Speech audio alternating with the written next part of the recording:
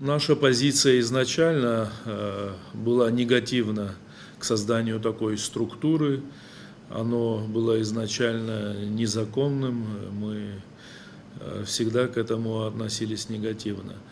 Как вы знаете, в 2006 году власти Грузии, тогдашний президент Грузии Саакашвили создал эти структуры, конечно же, готовясь к агрессии 2008 года.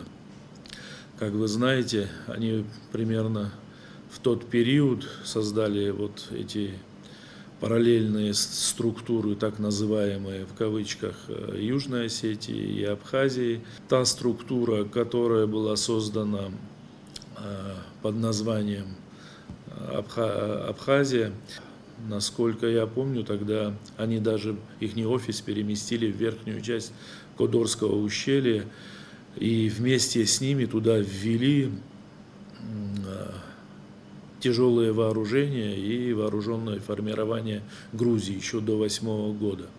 Естественно, это все делалось для агрессии, для того, чтобы заменить легитимные власти Южной Осетии и Абхазии. А то, что они сейчас ликвидируют эту организацию, ну, это отражает их внутреннюю борьбу политическую, у них острая политическая борьба. Как вы знаете, они подали иск в Конституционный суд о признании неконституционным политические движения, которые представляют, скажем, Саакашвили.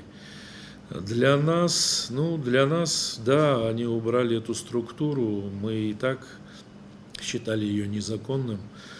Вот. Конечно, это может быть слабая попытка урегулировать отношения с Абхазией, но больших надежд на такие шаги мы не держим.